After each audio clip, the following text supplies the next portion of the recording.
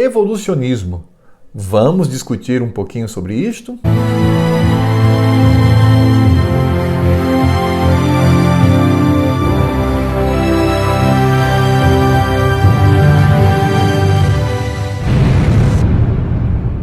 Olá, pessoal! Uma colega da universidade onde eu trabalho, certa vez fez a seguinte crítica ao então ministro da Educação, Weintraub. Abre aspas. Esse camarada não presta, ele é um criacionista. Fecha aspas. Eu estou utilizando esse exemplo para mostrar a arrogância de muitos, mas muitos evolucionistas, porque eles acreditam que o evolucionismo é cabal, é final, é ciência, ponto, e qualquer coisa que contrarie esta, segundo eles, teoria, é religião. Por isso, não deve ser considerado. Mas será mesmo? Claro que de antemão eu quero deixar claro aqui que a minha área de atuação não é a física, não é a biologia, não é a geologia. Portanto, existem intelectuais, pesquisadores que são muito mais competentes do que eu para discutir essa matéria. Mas isso não significa dizer que não podemos pensar e lançar à luz algumas questões envolvendo esta afirmação de que o evolucionismo é ciência e que o resto deve ser desconsiderado. O primeiro ponto é o contexto onde surgiu esta ideia, esta proposta, né? Que seria sobre a origem das espécies. Esse contexto surgiu na modernidade, mais especificamente num ambiente onde a transcendência estava completamente abandonada, ou pelo menos em processo acelerado de abandono. As pessoas não queriam mais olhar para as realidades sabendo que existe um Deus transcendente, um Deus criador, conforme as Escrituras Sagradas, e eles insistiam que todo o processo humano deveria acontecer naturalmente. Isso foi na história, isto foi nas ciências sociais, isto foi na antropologia, isto foi na ciência política, enfim, tudo deveria ser um processo natural. Bem, quando essa discussão acontece no nível da filosofia e até mesmo algumas áreas que discute o gênero humano, ok, podemos até debater. O problema é quando esta ideia, esta mentalidade contaminou a biologia, contaminou uma área que trabalha naquilo que poderíamos chamar de ciência dura ou ciência natural. Ora, o que acontece é que esses teóricos, eles foram contaminados, eles foram invadidos na sua mente pela famosa lei, entre aspas, do progresso. Ou seja, tudo progride. Então, a história, há um progresso. As sociedades, há um progresso. Enfim, tudo que diz respeito ao ensino e à pesquisa humana, isso aponta para um progresso. Então, a biologia não podia ficar de fora. Eles tinham que inserir essa área do conhecimento neste tipo de mentalidade. E aí o que foi que aconteceu? Resultou no evolucionismo. A ideia de que há um progresso, e um progresso de certa forma constante, onde da não vida surge vida e desta vida há um processo de evolução, de progresso, que chega até o Homo sapiens sapiens.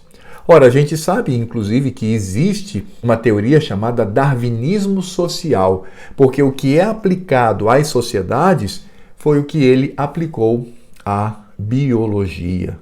Então, essa proposta de se ver e se tratar as origens do universo, ela não se deu por uma pesquisa no sentido de que as pessoas se depararam com fenômenos diante de si, fenômenos naturais, por assim dizer, e com estes fenômenos chegaram a esta conclusão. Não. Eles primeiro foram induzidos por uma mentalidade geral do progresso humano e essa mentalidade abandona a transcendência, rejeita a Deus e agora aplicam isto para a biologia. O segundo ponto que eu quero trazer para vocês dentro dessa reflexão é que o evolucionismo ele possui problemas, dificuldades que ele mesmo não consegue superar. Não consegue. O primeiro deles é a observação, quando se observa os elementos naturais contidos na criação, eles não conseguem dar conta de uma evidência. A evidência de que processos naturais não são a causa da existência complexa. Os processos naturais, na verdade, conduzem a criação no seu processo por meio de leis. Mas os processos naturais, não há como comprovar que estes processos, eles também foram a causa de toda essa complexidade que temos no universo como um todo. O universo, na sua complexidade, traz minúcias maravilhosas, traz situações inexplicáveis. Portanto, não há como o aleatório, o acidental, o acaso, o contingente ter gerado tanta complexidade. Complexidade esta que envolve, inclusive, medidas. Se você muda uma determinada realidade no universo 1 centímetro para um lado ou 1 centímetro para o outro, você vai ter um problema muito grave em toda a sua estrutura. Então, o evolucionismo ele não consegue explicar isso. O outro ponto que também o evolucionismo não consegue dar uma proposta plausível, viável, é o fato de que nenhuma das suas afirmações podem ser provadas em laboratório. Não há como provar em laboratório que a vida surgiu da não-vida. Não há como provar em laboratório que todos os seres orgânicos estão interligados. Não há como provar em laboratório que de uma célulazinha, e aqui ironicamente, claro, dizendo de uma ameba, houve todo um processo evolutivo, vindo os peixes, depois os répteis, desses répteis as aves, os mamíferos, e dos mamíferos o ser humano. Não há como provar simplesmente. E isto já é um problema grave, porque nós sabemos que a ciência ela se pauta naquilo que é comprovado pela experiência. É ciência porque possui um método e esse método traz experimentos para comprovar ou não as suas hipóteses, as suas propostas e até mesmo a sua teoria. Ora, a proposta evolucionista, ela inclusive quebra leis, vejam bem, leis da ciência. Pensemos na lei da termodinâmica. A lei da termodinâmica diz que o universo contém energia e é uma energia constante. Ora, essa energia constante, ela resulta naquilo que é conhecido por entropia, ou seja, há o desgaste. Numa palavra mais simples, para que entendamos, essa lei diz o seguinte: no universo nada evolui, nada melhora, só deteriora. É isso que está dizendo. Como é que eu, olhando para essa lei que pode ser provada como lei científica, como é que olhando para essa lei eu vou afirmar que do nada surge um Homo sapiens sapiens, que do nada surge um olho com toda a sua complexidade, um cérebro, um sol, uma galáxia? Como? A segunda lei da termodinâmica diz que todo processo organizado ele tende fortemente para a desorganização. Vou dar um exemplo bem simples. Pegue um novelo de lã, um carretel de linha, seja o que for, e puxe esse fio, deixe ele cair no chão. Vai organizar? Lá vai formar um outro rolo? Não, porque o universo não funciona dessa maneira. Todo o processo se dá por uma organização que vai para a desorganização. Agora, O que o evolucionismo diz? Exatamente o contrário. De uma única célula, de uma vida simplíssima. E isso levou a uma organização contida num ser humano, num Homo sapiens sapiens. E a lei da biogênese? A lei da biogênese, essa é a martelada final.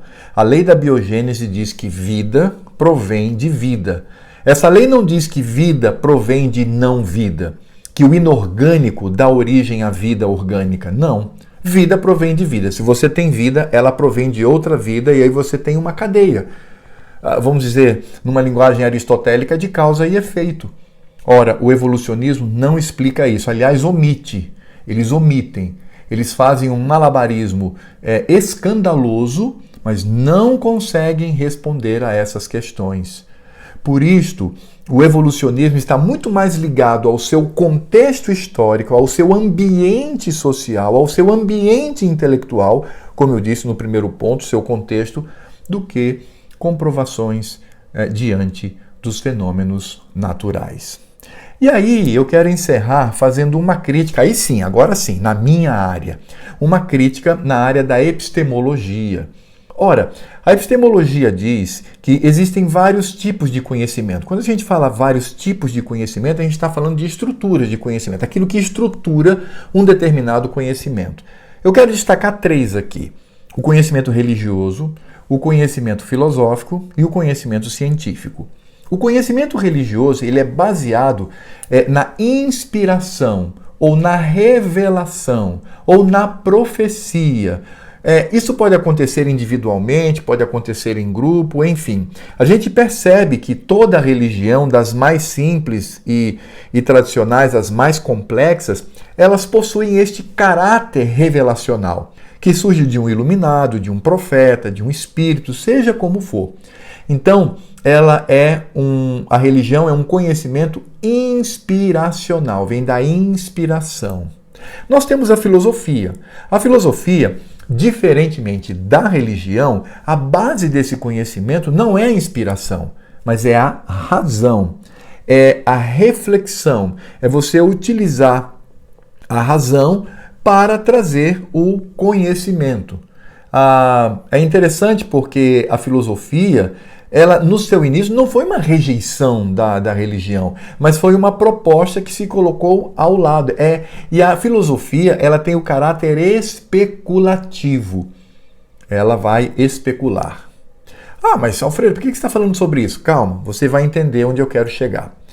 E nós temos também, além da religião e da filosofia, a ciência. A ciência também é um tipo de conhecimento que se diferencia da religião e se diferencia da filosofia.